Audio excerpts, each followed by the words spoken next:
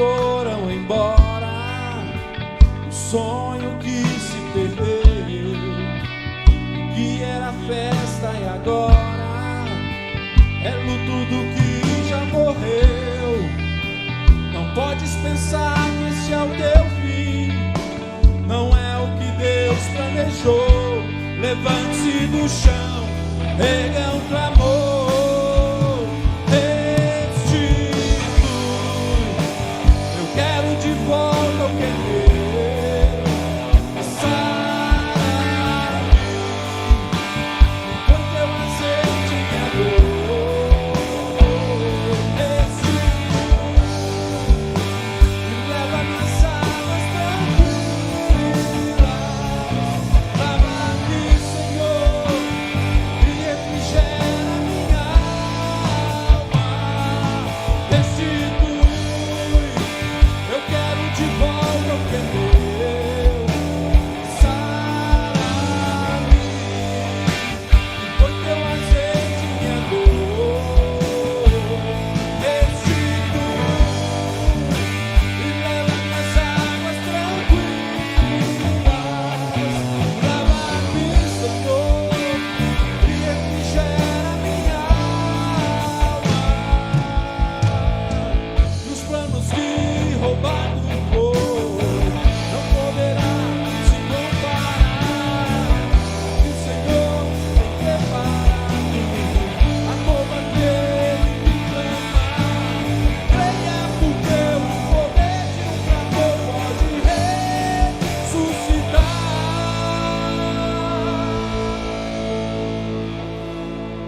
Restitui, eu quero de volta o que é meu, lava-me, enquanto eu aceite minha dor.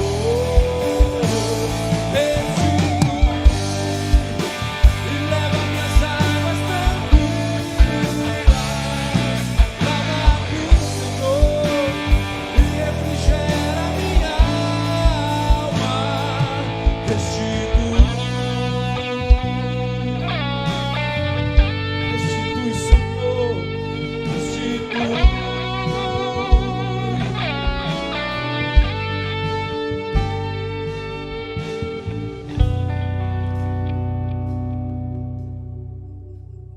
Graças a Deus, nós estamos de volta aqui no culto da família. Este é o segundo tempo, do culto da família. Tivemos um culto agora de 19h30 até as 20h30, uma palavra maravilhosa do pastor Robson, um louvor, orações, muito bom. E agora nós estamos aqui nesse segundo tempo no bate-papo, e nós estamos aqui com alguns doutores. Vamos falar sobre ansiedade, angústia e medo, solidão, vamos falar sobre isso também, suicídio. Vamos falar um pouco de cada assunto aqui, Não dá para falar tudo, mas um pouco de cada um dá para a gente falar, tá certo? Então eu quero apresentar aqui à minha direita, Dr. Tasso Amós. Dr. Tasso é médico, psiquiatra, com formação completa pela Universidade Federal de Minas Gerais. Também à minha direita aqui está o Dr. José Eugênio, é pastor auxiliar na Igreja Batista Getsemane, aqui em Belo Horizonte, na nossa sede, formado em psicologia e teologia pastoral. É especialista nos assuntos relacionados à família, liderança, aconselhamento e formação pastoral. É escritor, professor e capelão no Seminário Teológico Koinonia. Meu Deus, que currículo! E aqui à minha esquerda, o Dr. Francis Bittencourt, também pastor na Igreja Batista Getsemane. Ele é psicanalista e doutor em teoria e técnica psicanalista. Que coisa boa! Hoje nós estamos aqui com os doutores. Antes de nós passarmos para os assuntos, eu queria que colocasse o telefone. Tem os nossos telefones aí, que o pessoal pode estar ligando para poder fazer pergunta. Eu quero que você frise bem aí esses telefones, enquanto o pessoal encontra ali. Eu quero fazer uma propaganda aqui de alguns livros relacionados aqui aos nossos temas. Ai que dor, ai que aflição. São livros do pastor Jorge, nosso pastor. Medo. Olha aqui, nós precisamos vencer o medo. São livros relacionados ao nosso tema. Perdão. Perdão. Nós precisamos perdoar e pedir perdão. Perdão cura, né? Autoestima. Investir na sua autoestima. Isso é muito legal. O que mais aqui? Suicídio. Dor, vícios, traição inimigos. Então nós precisamos vencer a traição. Deixa eu passar para essa câmera aqui, fica mais pertinho aqui dos livros aqui, ó. Solidão. Olha aqui, a solidão. Tá dando para ver aí direitinho? Solidão. Esse livro aqui é do nosso pastor, o pastor Jorge Linhares. Esse outro aqui, depressão. Depressão. Entendendo o caminho, a libertação, a cura e a nova vida. E por último aqui, não menos importante, do pastor Jorge Linhares e do Dr. Francis Bittencourt, que está aqui conosco, ansiedade, angústia e medo. Acho que você tem participação em outra aqui, não? Ah, tem aqui, desse depressão também, né, doutor Tassi? Participou aqui conosco. Mas graças a Deus. Então nós vamos falar um pouquinho sobre esta questão aí que tem aumentado muito. Me empresta aqui esse papel. Pode ser ali. Saiu agora no jornal Tempo, agora de 8 de maio. Olha, depressão cresce no isolamento, agora na quarentena, depressão cresce. Estudo da Universidade do Rio de Janeiro e de Hospital dos Estados Unidos mostra alta de 90% de depressão, crescimento de depressão.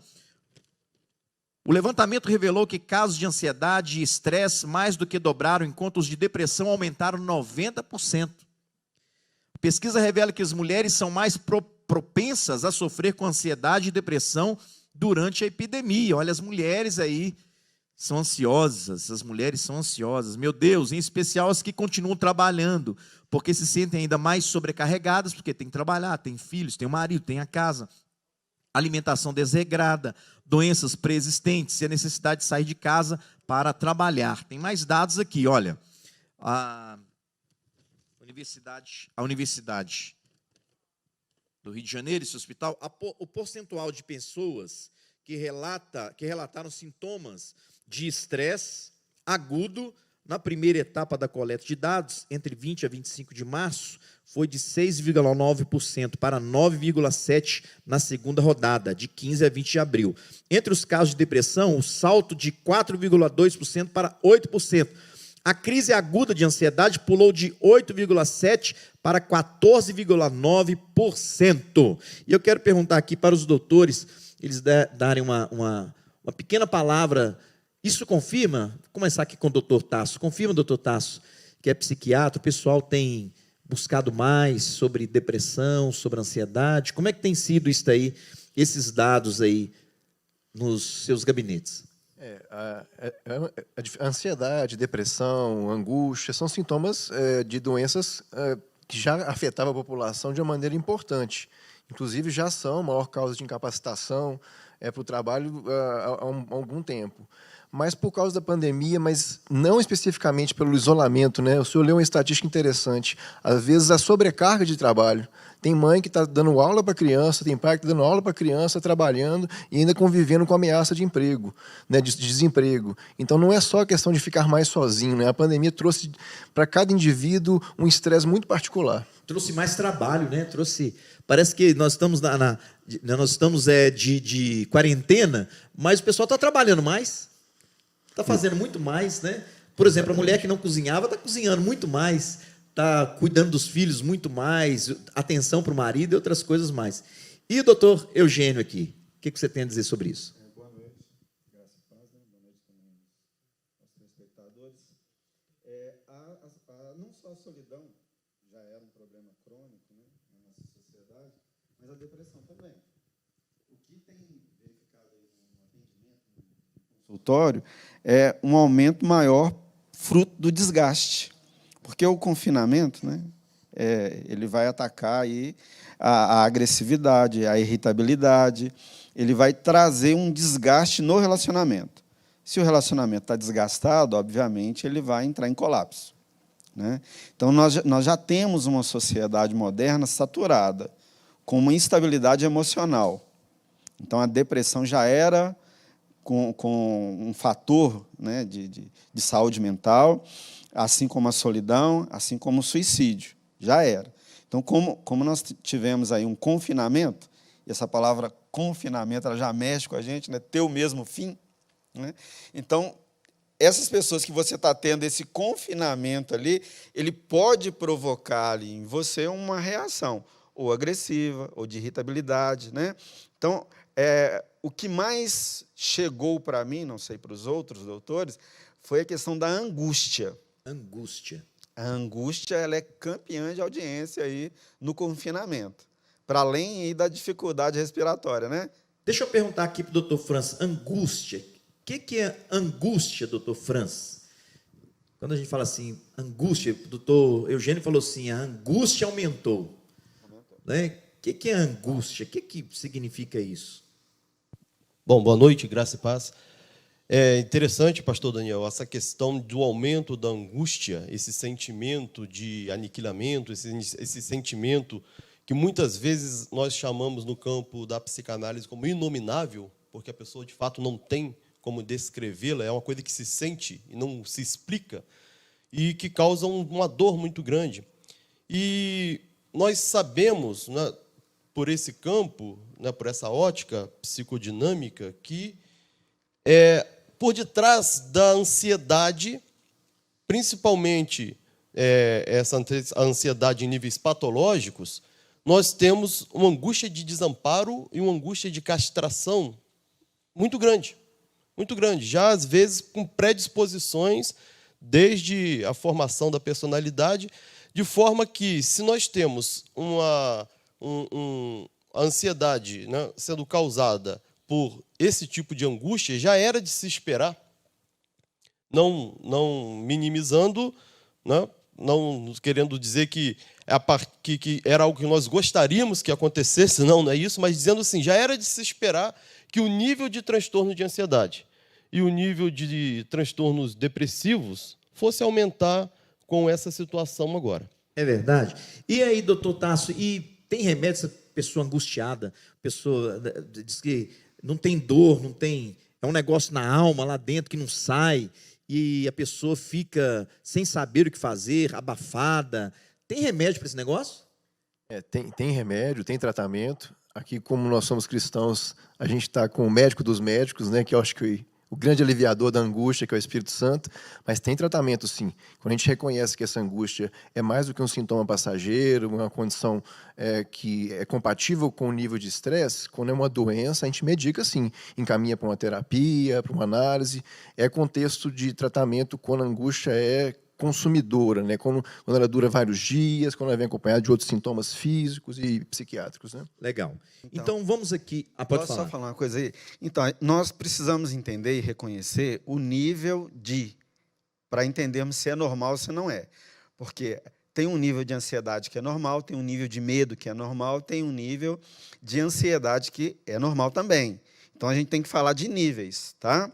Então, se a ansiedade, né, definindo aí, essa preocupação excessiva, tá? Se ela te paralisa, se ela provoca aí em você, né, uma vontade de não viver mais, então tem que ser tratada, né, com terapia e com remédio também. Existem remédios ansiolíticos para tratar isso, né? O doutor Tasso, psiquiatra, ele pode estar aí falando disso. O medo também, o medo, né, ele tem um nível de normalidade, ele é protetivo, né? Não é saudável você ser excessivamente corajoso, então o medo também ele tem uma medida protetiva. Agora, o medo em excesso, ele também leva você a deixar de fazer muitas coisas que você fazia. Então, como diferenciar aí ansiedade de medo? O medo tem nome. A ansiedade é esse sentimento vago, né?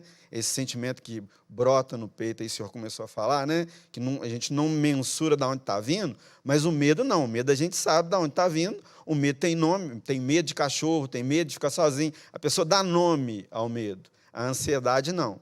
Né? Então, assim, durante um tempo é normal a ansiedade? Sim, é normal. Né? Uma expectativa por um emprego, uma expectativa por um namoro, uma expectativa por um desfecho de uma situação, normal.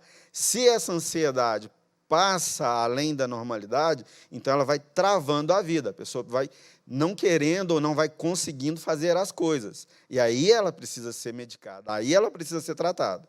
Tá? Posso E pegar só uma na carona aqui? angústia, a angústia ela é caracterizada por traços físicos. A pessoa fala assim, eu estou com uma dor no peito, eu estou com um embolamento na garganta. Então, aí já podemos entender que é uma crise de angústia. Entendeu?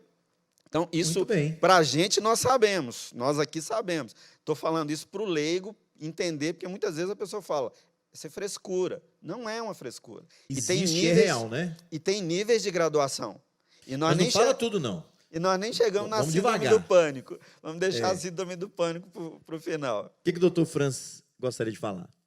Exatamente, só um complemento aqui, né? Pegando uma carona.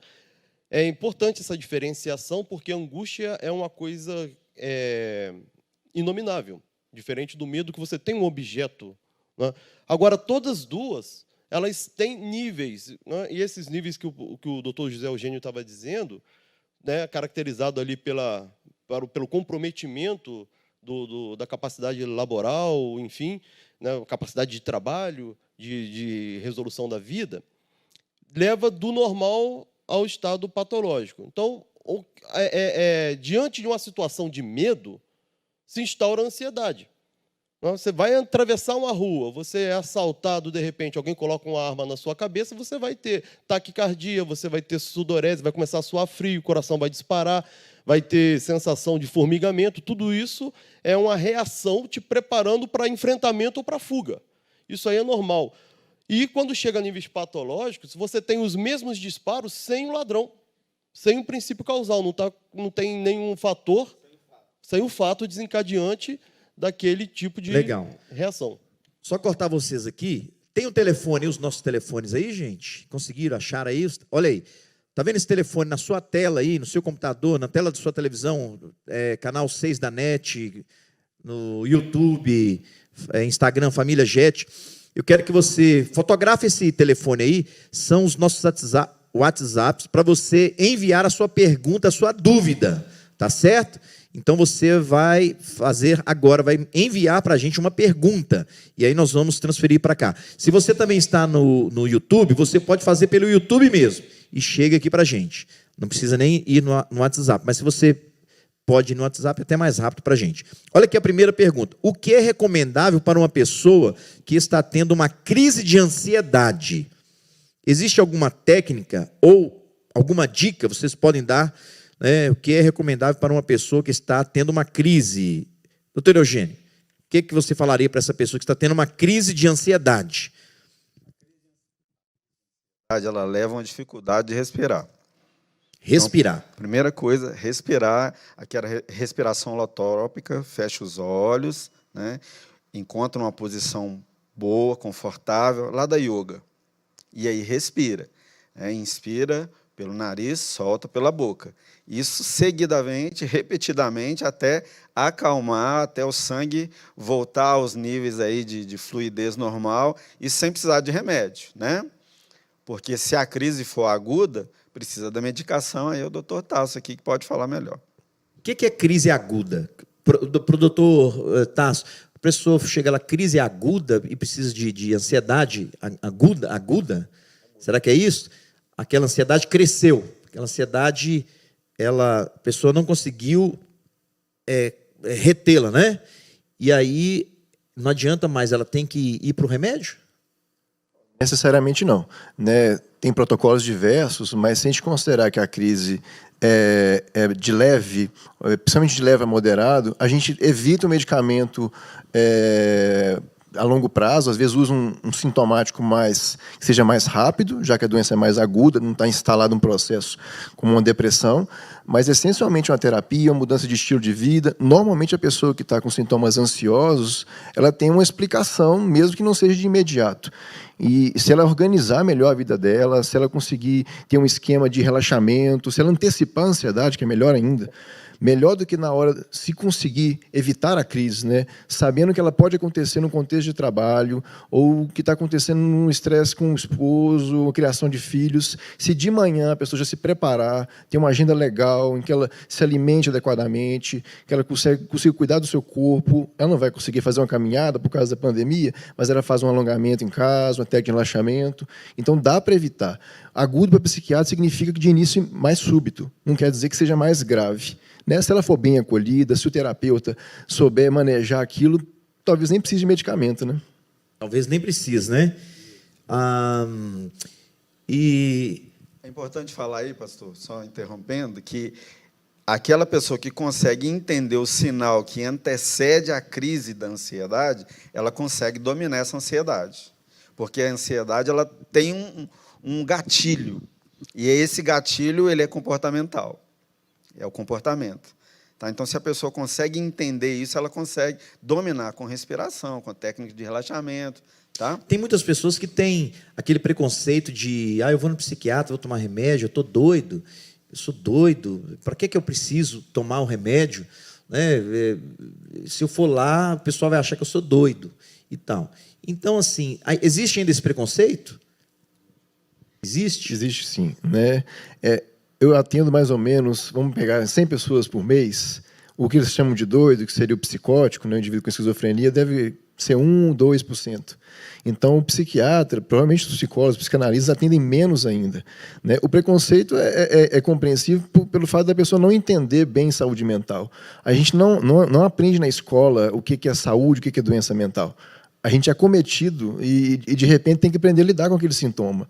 E o que é desconhecido é taxado de maneira mais grosseira, né? Como loucura, como frescura, que acho que é pior que loucura, né? Minimizar o sofrimento, né, do indivíduo.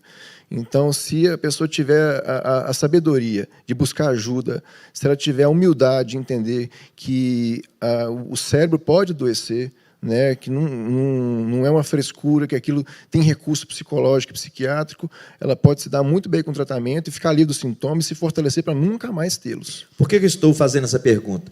Porque tem aqui, eu fiz essa pergunta, porque tem uma pergunta aqui muito interessante. Meu marido, ele está super depressivo, angustiado, mas não reconhece isso, mas eu estou vendo. O que vocês me aconselham fazer neste caso? Vou passar aqui para o doutor Franz, depois volto aqui. Casos são muito comuns, né? Mas o que se recomenda é uma psicoeducação.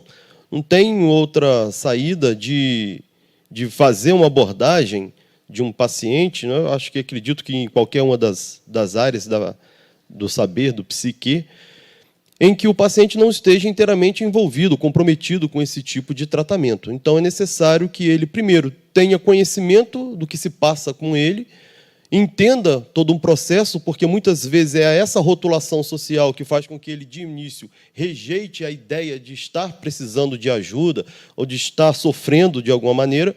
E, a partir dessa psicoeducação, onde ele entende o que é a patologia, entende quais são os sintomas, que existe tratamento, e assim ele possa, talvez, quebrar o preconceito próprio e iniciar uma procura, que é o fato principal.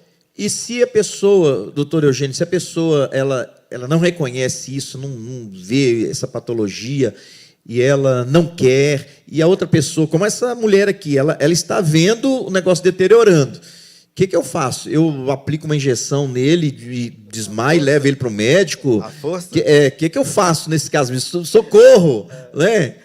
A cura flui melhor quando há uma conscientização. É isso que o Dr. Francis estava falando. Né? Nós não conseguimos conscientizar o outro à revelia dele. Então, para mim ajudar, o outro tem que aceitar a ajuda. Né? Algumas esposas, alguns maridos, às vezes, brigam e chegam no gabinete pastoral, no consultório, brigados em função disso. Um quer ajudar, o outro que não quer ajuda. Tá? Isso aí já instala um problema. Né? Então, nós precisamos que o outro reconheça que precisa de ajuda. É difícil, né? A pessoa reconhecer. Eu tenho uma sugestão. Sim. Né? Claro que a psicoeducação seria essencial, mas esse indivíduo que não está querendo abordagem psicológica, psiquiátrica, não vai ao consultório por educação da esposa. Né? Não vai. A minha sugestão é quase que uma brincadeira, o que eu falo para familiares de pacientes que não chegaram ao meu consultório. Tipo garçom de restaurante chique. Ele fica à disposição. Você vê que ele está totalmente voltado para você, mas ele não fica perguntando o que você quer comer, não fica trazendo menu, não fica trazendo conversa. Ele está ali, né? Ele está à disposição. Vai provocar raiva. Porque provoca ira, exatamente. Então, se colocar à disposição... Você já deu um recado, a esposa já falou, eu gostaria que você fosse examinado. Então, ele já entendeu. Se ele não tiver se ele tiver boa inteligência, ele já entendeu o recado. Acho que a abordagem tem que ser mais acolhedora, muito menos acusadora. Se puder não criticar, você vai conquistar muito mais todas as pessoas. Que legal, um isso ponto. aí. Deixa eu só fazer uma observação, pastor. Primeiro, ainda lá do assunto anterior, se você está preocupado aí de ir no psicólogo, de ir no psicanalista, de ir no psiquiatra, e as pessoas ficarem achando que você é doido, pode ficar tranquilo, isso é normal, tá? Porque essa preocupação excessiva em ser normal, ela é caracterizada pelo normal e pelo normal neurótico, tá? Então, porque aquele que é literalmente, entre aspas, aí, doido, né, o que sofre mesmo de transtorno mental, ele não tem consciência disso. Então, se você está preocupado que o outro está te falando que é doido, então você é normal, fique tranquilo, tá? Então, assim, De doido e médicos, nós temos um pouquinho todo de mundo cada tem um, um né? pouco, sim. O segundo ponto é ainda, remédio dentro da igreja ainda é um tema polêmico, porque algumas pessoas acham que tem que ser curadas pela fé. E ótimo existir esse espaço para dizer que o remédio é nosso amiguinho. O remédio ele vem para ajudar-nos na nossa fraqueza. Tá? Então, ele não provoca uma dependência, porque ele está sendo supervisionado por um profissional de saúde. Tá? Então, se precisa do remédio, use o remédio. Se está aí com crise de fé por tomar o remédio, tome o remédio com um copo com água ungido, horas no copo d'água, mas tome o remédio, por favor. Tem uma pergunta aqui direcionada para o senhor, doutor Tasso. Olha, e quando se sente angústia por um tempo, já vão 5 meses e já tomo medicamento e não melhora, continuo a mesma, deve ser, o que eu vou fazer? Eu paro de tomar esse remédio? De jeito nenhum, né? Se ela está tomando remédio, alguém prescreveu.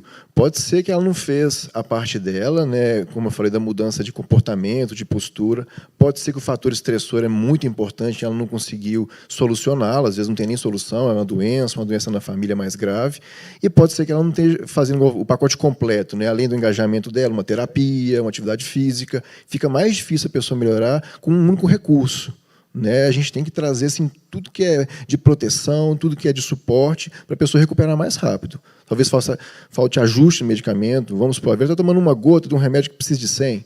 Então, estar em tratamento não significa estar fazendo o correto. Ela tem que ser bem acompanhada. Tem outras coisas, né? Além do remédio, né? E pegar indicações, né? Nunca ir um médico, um psicólogo, um psicanalista, assim, aleatoriamente. Se puder conhecer alguém, ter indicação de um familiar, de um amigo, né? Muito legal. Tem uma pergunta aqui para o doutor Franz.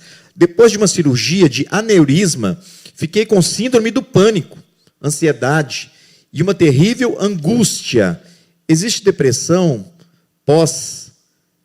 Uai, ela fez 2 perguntas. Existe depressão pós-cirurgia? Pós-cirurgia de aneurisma. Né? Aneurisma, essa cirurgia. Então, está perguntando para o senhor. Bom, nós temos vários episódios de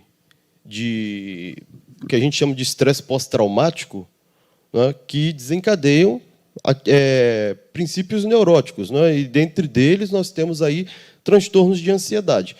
A síndrome do pânico, ela é um desdobramento do transtorno de ansiedade, caracterizado ali por vários sintomas físicos, né, de taquicardia, sudorese e outras coisas mais, e um pensamento de morte, uma sensação de morte. Muitas vezes a pessoa vai parar no pronto atendimento achando que está infartando, né, devido a esse desencadeamento de questões que são psíquicas, mas também orgânicas, e muitas vezes desencadeadas após uma cirurgia como essa, mas não por efeito especificamente sequelas cirúrgicas, não.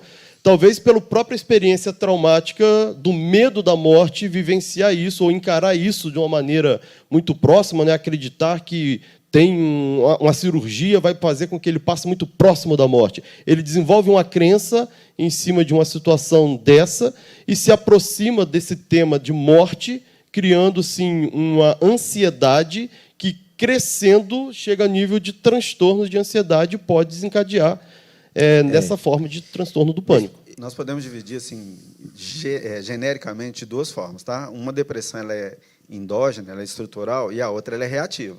Então, se ela é reativa, qualquer reação fora do indivíduo pode causar, inclusive, cirurgia. Um divórcio, um filho que nasce. Já desperta esses Pode, sentimentos, né? pode. Eu acho que a pessoa ela tem que, se você está nesse período aí, você procurar alguém para conversar, seu pastor, estar orando também, né, estruturando a sua fé. Se o negócio apertar muito, você procurar um profissional da área. Tá certo? Tem que procurar um profissional da área. Se você acha que não consegue vencer, já orou, já pediu um conselho, né, fortaleceu sua fé, pastor, mas ainda mesmo assim está difícil, então procure um profissional da área. Isso é muito sério. Tá? Olha aqui, doutor Eugênio. Sinto falta de ar, só de ouvir notícias sobre o Covid-19. Às vezes são mais frequentes e às vezes não. É uma dificuldade até de conseguir bocejar, é isso? Para aliviar a falta de ar. O que devo fazer? Procurar um profissional, porque isso já é uma crise de ansiedade. Já é uma crise de ansiedade? Procurar um profissional.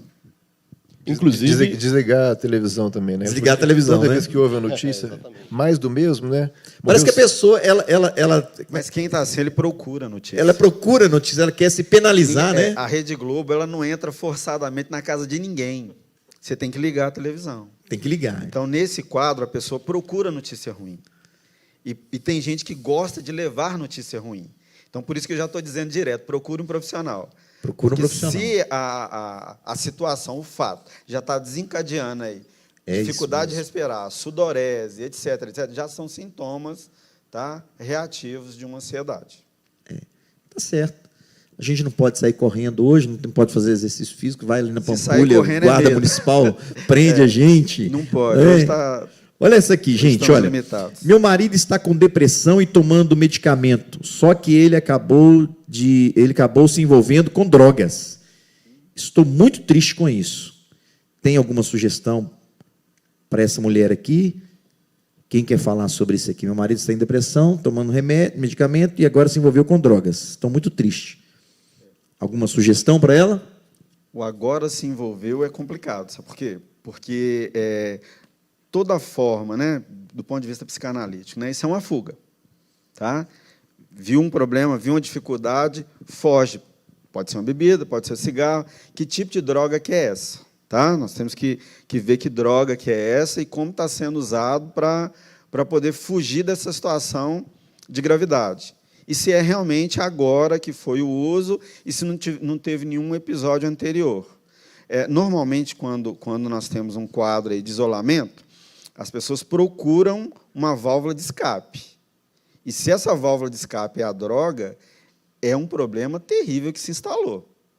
Tá? E realmente, Fica mais difícil, né? Remédio e droga é uma combinação aí bombástica. precisa... Aí não consegue sair sozinho, só consegue sair com ajuda extra. Então, tá certo. Aí tem que buscar ajuda. Você aí, minha irmã, procure uma ajuda. Não dá para ir sozinho, aí é difícil para você. Tem um vídeo aí, eu queria que você preparasse esse vídeo. Foi uma reportagem da Record, agora, e um vídeo muito legal. Saiu domingo agora, nós já tínhamos previsto falar sobre isso aqui, né? E aí eu queria que você preparasse o vídeo. Olha aqui, mais outra pergunta. Como saber se estou com depressão? Quais são os principais sintomas dessa depressão, doutor Francis? bom, agora eu vou pedir até ajuda aí, né, para conseguir lembrar de tudo. Como saber se estou com depressão? O que a gente vê muito comum é a pessoa confundindo depressão com tristeza, e às vezes caracterizando dessa forma, né? Se a pessoa está triste, ela está deprimida. A tristeza ela é temporária e ela tem um objeto, né? Muitas vezes ela tem um objeto, quando não uma angústia causadora ali, ela tem o seu objeto, e ele é específico. E, além disso, nós temos uma coisa muito próxima da depressão, que é o luto, e que é muito constante, muito comum agora, porque a gente chama de luto qualquer tipo de perda. Então, não se refere apenas a um óbito, à morte de um ente querido, apesar de estarmos vivenciando aí volumes muito altos de óbitos, né? Uma perda do trabalho, a perda da condição que tinha de vida, ou até mesmo da rotina, e essa sensação de estar num ambiente novo, né, ou às vezes no ambiente não, mas numa situação nova no mesmo ambiente, tendo que reinventar muita coisa, gera uma sensação de perda. E essa sensação de perda vem muito associado ao luto. E a diferença que vai ter ali é a questão de duração. O luto tende a ser prolongado ali por cerca de uns 6 meses ao máximo e tende a ser também decrescente, né? Você vê, ele vai diminuindo a sua intensidade com o passar do tempo, à medida que quando passa disso, somado a outros sintomas também, que é uma apatia, a perda de interesse por atividades de rotina, um isolamento, né, social, que não esse que é imposto, né, mas um natural desejo de não se relacionar. Isso tudo juntando esse conjunto de sintomas que a gente pode chegar num diagnóstico, levando em consideração também aí o tempo de duração. Né? O doutor Tasso aí pode falar até melhor do que a gente. Agora, tem um negócio que acontece com a gente, que eu gostaria que vocês confirmassem. Tem uma depressão que ela vem, mas vai embora. Ela, por exemplo, a pessoa às vezes amanhece, eu não quero falar com ninguém, eu não quero escovar os dentes, hoje eu quero ficar de perna para o ar, aquele peso, assim, uma tristeza, uma angústia. Não tem um negócio assim que ela vem, não quer dizer que aquilo ali, a pessoa, passou por um período de depressão, como se estivesse viajando, mas depois você continua. Tem isso aí, não tem? Porque às vezes a pessoa pode estar num momento como este, eu não quero comer, hoje eu quero ficar isolado, ficar o dia inteiro no quarto, essa quarentena não acaba, o presidente chato. Se for depressão realmente, não, pastor. Essa diferenciação de tristeza e depressão ela é muito importante, porque às vezes a pessoa fala grosseiramente, no momento que ela está triste, ela fala, estou deprimido. Depressão é uma doença. Tá? Depressão é uma doença. Então, como doença, ela tem que ser tratada como doença. Então, junto aí, né, com a alteração do humor, que o Dr. Francis já falou, nós temos o transtorno do sono, ou a pessoa dorme demais, ou ela não dorme de jeito nenhum, fica acordada. Tá? Então, você tem que, pelo menos, listar aí 4, 5 sintomas para dizer que é depressão mesmo, que a pessoa está deprimida. Alterações aí, não só do humor, do sono, mas também da alimentação. A pessoa come excessivamente ou não come nada. Tem um embotamento mental também que provoca a pessoa ler, não consegue entender o que lê, não consegue, às vezes, articular os pensamentos. Então, a depressão ela tem um grau de seriedade muito maior do que um estado emocional. Do que eu dizer assim, hoje eu estou triste, hoje eu estou deprimido. Não, tristeza não é sinônimo de depressão, porque existem deprimidos que são reativos, então ele força uma alegria, ele ri à toa, né? Ele força um momento exterior, ele quer mostrar para as pessoas que está bem, e, na verdade, ele não está bem. E quando ele fica sozinho, aí que esse sentimento de desvalia, esse sentimento de impotência toma conta dele. Tá? Então, tem um livro, se não me engano, do Marcelo Aguiar, que chama O Demônio do Meio-Dia, que ele vai falar desse estado depressivo. Então, às vezes você acorda bem, às vezes você acorda mal. Isso não quer dizer que você está depressivo por causa disso. Isso não quer dizer que você é uma pessoa deprimida por causa disso. Não é uma pequena depressão? Eu não gosto muito de usar esse termo. A pessoa ficou aquele dia deprimido. Porque quando é depressão... Oprimido, né? Já é não, diferente. Tá certo, deu para entender. Diferente. Opressão é uma coisa, depressão é outra. Aqui, gostaria de saber se estou com depressão e como tratar. Sofro de TAG, né? E já me trato com medicação. Gostaria de saber se existem meios naturais que eu possa adicionar para ajudar nesse processo. Aí vocês aí... Tá. Ela perguntou de meios naturais? Ela falou que tem TAG, né? TAG é transtorno de ansiedade generalizada. Tem, sim, o natural, que seria um estilo de vida saudável, ela poderia balancear melhor a dieta dela, organizar o sono, ela pode ter uma rotina que envolva mais pessoas, ela pode desenvolver hobbies, desligar mais a televisão desligar a televisão e ler mais. Então, ela vai adquirir confiança, com sabedoria, aprendendo língua estrangeira. Então, tem um monte de coisa. Quanto mais recurso o indivíduo tiver, quanto mais habilidade ele desenvolver, mais longe ele fica da insegurança, mais longe ele fica da ansiedade.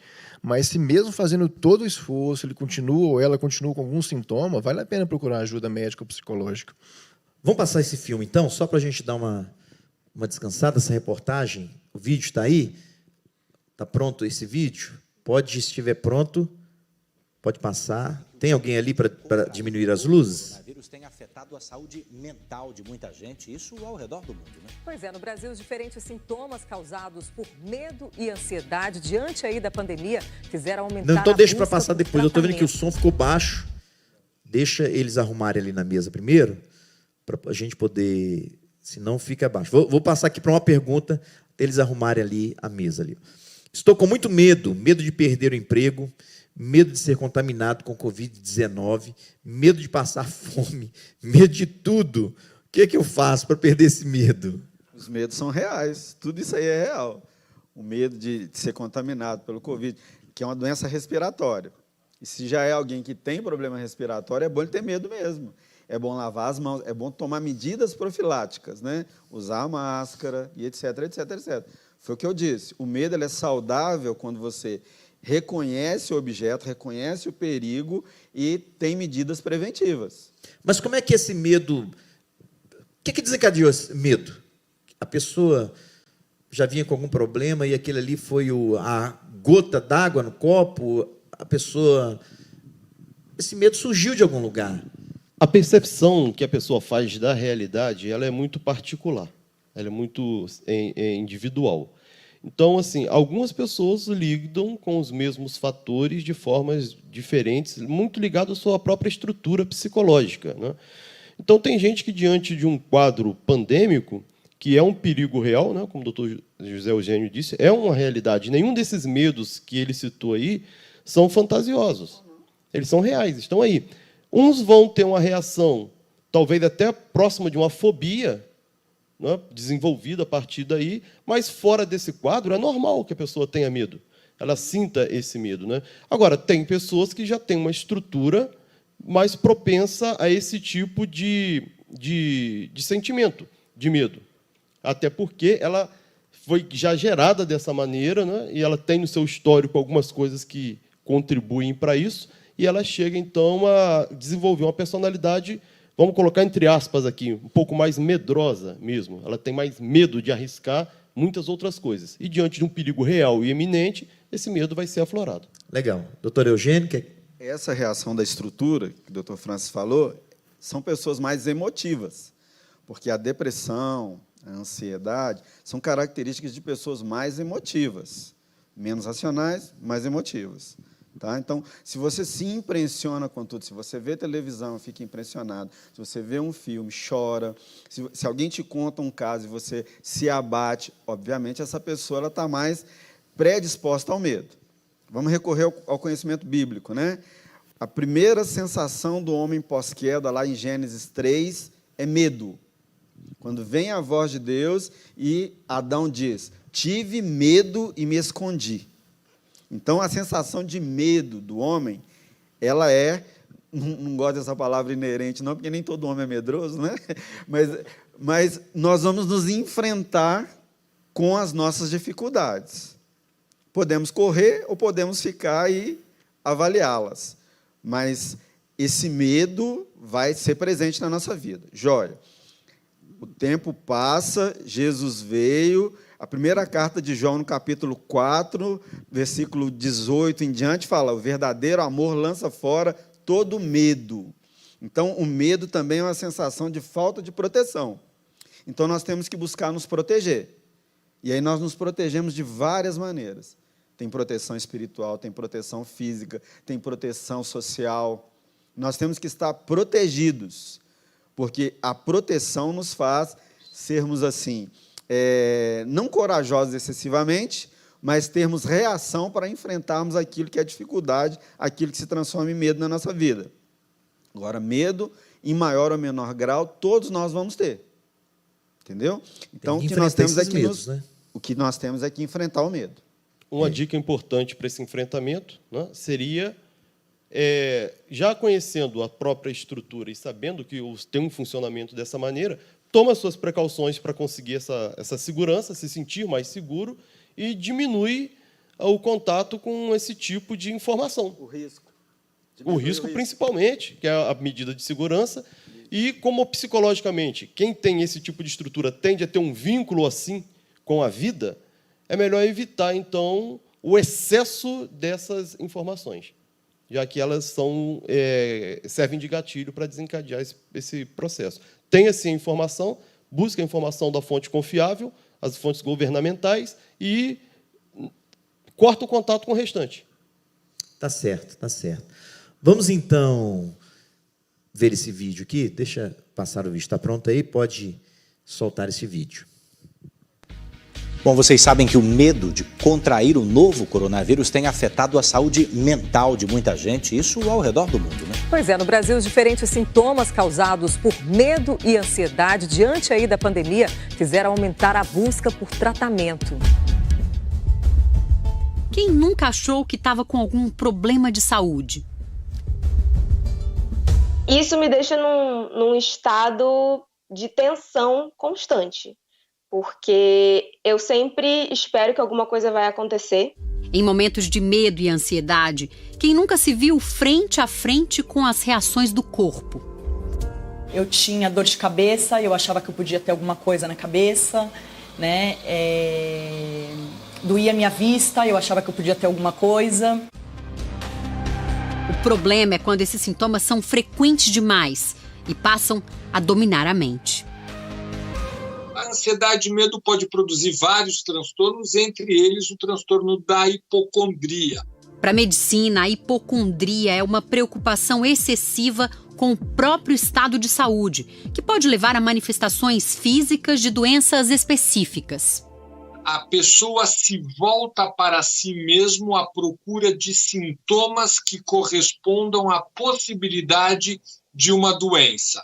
E a mente ou fica ocupada o tempo todo com isso, com a possibilidade de uma doença, ou fica ocupado o tempo todo em tomar remédios que evitem a possibilidade de uma doença. Rotineiramente, eu ando com uma bolsinha cheia de remédios. Para qualquer tipo de sintoma que eu já tenha sofrido, já tenha qualquer situação que eu já tenha passado em público, sentir enjoo, enxaqueca, alergia.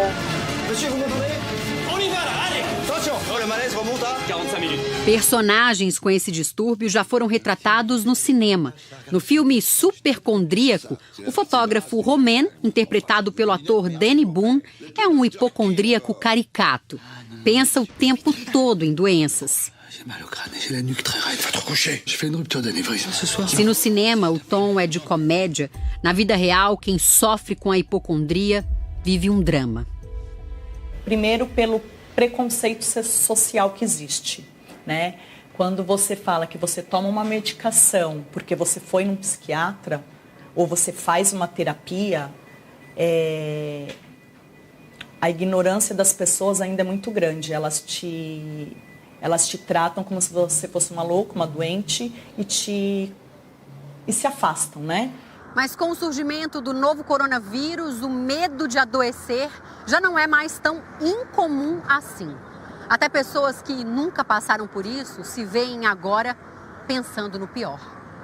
Realmente a pandemia, ela atua gravemente modificando. Pessoas que nunca tiveram quadro psiquiátrico passaram a ter, pessoas que já tinham feito um tratamento estão voltando com a doença e pessoas que estão em tratamento estão eclodindo novamente, tendo uma recaída nos seus quadros. Isso aumentou em cerca de 30% a 35% dos atendimentos em psiquiatria da população brasileira neste momento. Para sair de casa, todo o cuidado do mundo parece pouco para Viviane. Apesar de toda essa cautela, cada vez que ela chega da rua, cisma que ficou doente. Quando eu volto para casa, eu tenho essa sensação de uma dor de garganta, gente. E é engraçado porque ela é real. Então, realmente, eu chego em casa com dor de garganta, assim, aquela sensação de garganta fechada, sabe? Até falta de ar a Viviane já chegou a sentir. essa falta de ar foi forte mesmo. Então, a única coisa que a gente fez de diferente foi, nesse dia, eu fiz uma inalação mesmo, em casa, né, para me sentir um pouco melhor, e aí no dia seguinte tinha passado essa sensação realmente de falta de ar, de alguma coisa estranha no peito. Se para Viviane tá difícil, imagina para Maiara, que enfrenta o transtorno de ansiedade e o medo de ficar doente há 10 anos.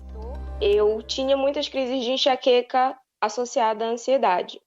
E algum tempo antes, na minha família, existia um caso de uma pessoa que sofria com crise de enxaqueca e acabou tendo um diagnóstico tardio e percebeu que tinha, na verdade, um tumor cerebral. Então, essa situação dessa pessoa que teve esse diagnóstico tardio acabou sendo incorporado na minha mente, achando que se eu não me tratasse, eu provavelmente teria a mesma coisa, ou então que o pior sempre ia acontecer. Por causa desse medo, a Maiara passou a usar os remédios como uma espécie de muleta. Tem uns que eu coloco na bolsa simplesmente para me sentir mais calma, talvez, mas tem alguns remédios, sim, que eu venho a tomar de vez em quando, principalmente analgésico. Depois de se tratar com psiquiatra e psicólogo, a Maiara teve alta, até que surgiu o novo coronavírus.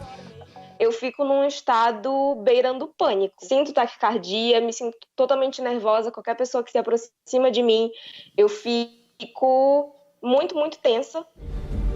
Esta mulher, que não mostra o rosto por medo do preconceito, também está assustada com a pandemia. Olha, gente, essa reportagem passou na Record domingo agora. Então, nós estamos cortando aqui, porque o nosso horário não dá para passar toda a reportagem, mas só para vocês entenderem um pouco. E depois você vai lá no YouTube e pega essa reportagem completinha, que ela é muito legal, tá certo? Porque o nosso horário aqui ele é muito limitado. Então, já é o nosso segundo culto. Nós tivemos o primeiro culto de 19h30 até as 20h30, com a palavra do pastor Robson, oração, louvor aqui. Foi muito legal, muito de Deus aqui, tá certo? E nós começamos hoje, na rádio web, a Rádio JET, de 16 às 17 horas, um programa de pergunta e resposta. Você pode nos acompanhar toda quarta-feira, de 16 horas até as 17 horas. E na próxima quarta-feira, nós retornaremos com outro bate-papo. Eu não vou anunciar aqui ainda qual será esse bate-papo, mas vamos ter um bate-papo muito interessante falando sobre família. E para terminar aqui, nós estamos aqui com o psiquiatra Dr. Tasso, com o psicólogo Dr. Eugênio, e aqui à minha esquerda, o psicanalista Dr. Francis. Eu gostaria que cada um fizesse suas considerações finais, dando uma palavra assim, de ânimo para essas pessoas que nos perguntaram, dentro desse vídeo que nós vimos aqui. O que vocês podem transmitir, falar para essas pessoas que estão nos assistindo? Lembrando que esses doutores aqui são membros aqui da Getsemane, né? Temos 2 pastores aqui, e o doutor Tasso, ele não quis ser pastor, ele falou, deixa eu ser psiquiatra aqui mesmo. Então, assim, nós estamos com 3 pastores aqui, eles podem também dar uma palavra de incentivo para você. Então, deixa eu começar aqui então com o doutor Tasso.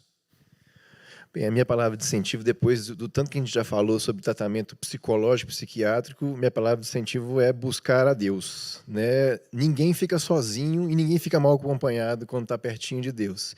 E essa loucura que é acreditar na nossa redenção, na salvação em Cristo. Se a gente acreditar nisso de verdade, mesmo que venha corona ou qualquer outro problema e a gente venha a falecer, ou empobrecer, ou ficar sozinho, a gente nunca fica desamparado. Porque nós estamos com o médico dos médicos, com o Senhor dos senhores, com o Rei do Universo. Nós estamos com ele para a eternidade, que é o que importa. Graças a Deus. Pastor Eugênio. Eu agradeço a oportunidade e não tem uma dica, né, infalível para todos, não, mas a recomendação é: ore, leia a Bíblia, ocupe-se, faça exercício físico, ainda que você não consiga sair de casa, né, arrede aí os móveis da sala, faz os exercícios dentro de casa mesmo, se você não tiver aparelhos, né? Entenda que você precisa ocupar a sua mente, apareceu na reportagem aí, né? Ou você ocupa com a doença, ou você ocupa com a saúde. Está nas suas mãos escolher isso, né? E você precisa entender que esse período é passageiro, vai passar. Nós já enfrentamos outras dificuldades às vezes até maior do que essa, e nós vamos passar. Uma, porque nós não estamos sozinhos, nós temos família. 2, porque o Senhor está conosco. E 3, você tem ajuda. Precisa? Recorra à ajuda. Estamos aqui para te ajudar. Graças a Deus. Doutor Franz? Isso, vai passar sim. E o que você pode ir fazendo? Né? Tudo que já foi dito, oração, palavra, mas eu vou te sugerir também, faça uma coisa que, de repente, vai tirar o foco da sua mente do problema em si. Liste coisas pelas quais você pode ser grato. Né? Filhos, família, lar, coisas que você tem, que já são bênçãos de Deus, que já estão dadas a você. Você já as possui, e nesse momento, às vezes, ela passa um pouco despercebida, né? A gente não para receber isso. E a gratidão é uma coisa que eleva a nossa frequência de pensamento, a nossa frequência mental. Então, se você vai fazer as suas orações, foque na gratidão, faça a sua listinha de coisas e agradeça a Deus. E não é dizer muito obrigado para Deus. Não é você dizer muito obrigado, faz parte de um processo de educação. Mas de você sentir a realização, o gozo, de que, apesar de tudo que está acontecendo externamente, na sua casa, você está ali com a sua família, você está ali com seus filhos, eles estão ali, ou você que ainda está empregado, você tem o seu emprego, você que tem um teto, você que consegue se levantar pela manhã, enfim, muitas outras coisas que você, no seu cotidiano, pode ser grato a Deus e focar nisso. Troque a sua oração de pânico, de desespero, por uma oração de gratidão, focando naquilo que você já tem, e Deus vai multiplicar e abençoar cada vez mais. Graças a Deus. Você pegou aí esta palavra para você pegou essas dicas que foram dadas aqui, espero que tenha te ajudado. Eu espero que você tenha ouvido e pego, né? Você absorvido essas palavras aqui, que foram ditas aqui por esses sábios homens que estão aqui conosco. E eu quero agradecer a vocês, doutor Tasso, doutor Eugênio, doutor Francis, muito obrigado por vocês estarem aqui conosco. Foi uma bênção ter vocês aqui, uma alegria. Eu sei que o pessoal de casa também gostou muito. Se você gostou, passe para a gente aí um recadinho bonitinho, escreva alguma coisa. Se você não gostou, também põe, olha, eu não gostei disso, não gostei daquilo. Tudo isso é bom para nos ajudar, tá? Quero agradecer o pessoal da filmagem, o pessoal do som, quem está aqui conosco, ficou aqui até agora, que Deus abençoe vocês, você que está em casa, é muito bom. E para fechar aqui, olha, amanhã nós vamos ter um culto aqui, às 19h30, falando sobre cura interior. Vale a pena você participar aqui conosco. Se você não pode vir, assista da sua casa, vai ser muito bom. Mas para fechar, nós vamos fechar agora com os nossos dízimos e ofertas, porque isso aqui é um culto. E você que pode participar, você que é um crente, é um dizimista fiel, você que sabe o valor da igreja, do reino de Deus, do trabalho que nós estamos exercitando, do trabalho que nós estamos aqui na igreja, com cestas básicas, atendendo famílias, fazendo assim, um apelo social. Inclusive, se você pode doar cestas básicas, doe, traga aqui na igreja, porque nós precisamos. São centenas de famílias que nós estamos abençoando e vários irmãos e empresários já têm participado aqui conosco. Então, se você pode, participe trazendo uma cesta básica. Os jovens saíram para doar sangue, né? Uma leva de jovens foram no Hemosservices e doaram sangue ali. Então, nós estamos trabalhando, fazendo alguma coisa para que as pessoas sejam atendidas nesse período de pandemia, nesse período tão difícil da vida.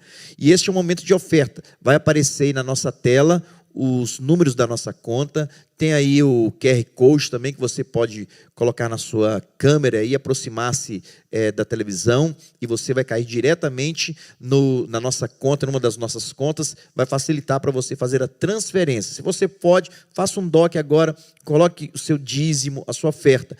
Também nós estamos com a nossa igreja aberta aqui, de 8 da manhã até as 22 horas. Hoje, por exemplo, eu encontrei um casal chegando aqui para o culto, e eles falaram que, pastor, eu estava com um dízimo lá em casa de 2 meses e eu já não sabia o que fazer. eu trouxe aqui, o Senhor nos abençoe, eu não quero ficar com dízimo em casa, eu quero trazer e colocá-lo aqui. Eles vieram e colocaram aqui, a igreja está aberta.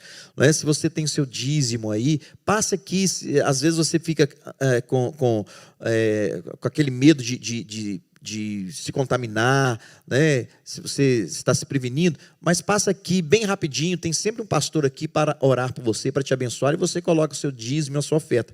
Por que nós estamos falando isso? Porque a igreja, ela precisa da sua contribuição nesses dias, e a sua contribuição ela é muito bem-vinda, principalmente você que é um crente fiel, é um dizimista fiel e conhece a obra de Deus, tá certo? Então os números estão aí na conta, pode colocar aquela tarja preta aí, que aumenta o número aí das contas, e aí você pode fazer a sua transferência no nome de Jesus. Semana que vem, nós vamos estar falando aqui sobre como ter uma família feliz e realizada em tempo de pandemia. Será que é possível? Será que é possível você ter um casamento legal? Será que é possível o relacionamento dar certo? Como é que estão esses relacionamentos aí dentro de casa? Tem marido que conheceu a esposa agora, e tem esposa que conheceu o marido agora, na pandemia. Como é que eles estão convivendo? Como é que deve ser, como é que deve estar esse relacionamento aí? Está tendo muita briga, está tendo muito amor e muito carinho, está tendo muita agressão? Eu ouvi uma reportagem dizendo que a agressão, né, o feminicídio, a agressão contra as mulheres, aumentou, o número disparou. Por que será que está acontecendo isso? Que está acontecendo isso? Por que os homens estão chateados com as mulheres? Olha, eu ouvi dizer também que a mulher na TPM fica uma onça na quarentena. É pior que quando ela está trabalhando, porque quando ela está trabalhando, ela descarrega nos amigos. Mas agora o marido está sozinho dentro de casa. Meu Deus, o que fazer? Então nós vamos discutir isso na próxima quarta-feira, e você se prepare. Faça suas perguntas aí e vamos juntos no nome de Jesus. Vamos fazer uma oração e agradecer a Deus por esse momento aqui, esse momento tão lindo, tão maravilhoso. Aí na sua casa, você que está nos assistindo aqui, vamos orar agradecendo a Deus por essa grande oportunidade junto aqui com esses irmãos queridos. Pai maravilhoso, nós queremos te agradecer por este momento aqui tão especial. Obrigado pela vida do nosso pastor Jorge, que abriu esse espaço aqui para a família, para nós abençoarmos famílias, abençoarmos homens, mulheres e adolescentes. Meu Deus, nós agradecemos ao Senhor pela vida do nosso pastor e de toda a sua casa. Agora, meu Deus, seja conosco, que tenhamos uma noite de descanso, de tranquilidade, que o Teu Espírito Santo possa nos direcionar em todas as coisas. Todo medo, toda ansiedade, todo pavor, toda depressão, nós apresentamos ao Senhor, porque o Senhor é o médico dos médicos, o psicólogo dos psicólogos. O Senhor é aquele que conhece a nossa vida mais do que nós mesmos conhecemos, e nós depositamos tudo isso nas Tuas mãos. Dê-nos sabedoria, dê-nos a Tua graça, Senhor, para entendermos todas estas coisas. E o que depender de nós, nós estaremos trabalhando. Se precisar, vamos a um médico, vamos procurar um psicólogo, vamos procurar um pastor, mas nós faremos alguma coisa. Deus, abençoe estas famílias que estão nos assistindo, este homem, esta mulher, esta pessoa que talvez está em casa sozinho, assistindo este programa, que o Espírito do Senhor alcance este coração com graça, com paz, com refrigério na alma. Nós te pedimos isso, meu Pai, que tem coisas que nós não podemos fazer, mas o Senhor pode, porque o Senhor é um Deus poderoso, onipresente, onisciente e onipotente. Por isso, meu Pai, nós agradecemos e nós oramos no nome santo e poderoso do Senhor Jesus. Que o amor de Deus, a graça do nosso Senhor e Salvador Jesus Cristo, a comunhão e as doces consolações do Teu Santo Espírito sejam com o Teu povo reunido aqui neste local e com todo Israel do Senhor na face da terra, hoje para todos sempre, e todos digam amém. Que Deus te abençoe. Até amanhã, se Deus quiser, e na próxima quarta-feira nós estaremos aqui com a graça de Deus. Deus te abençoe.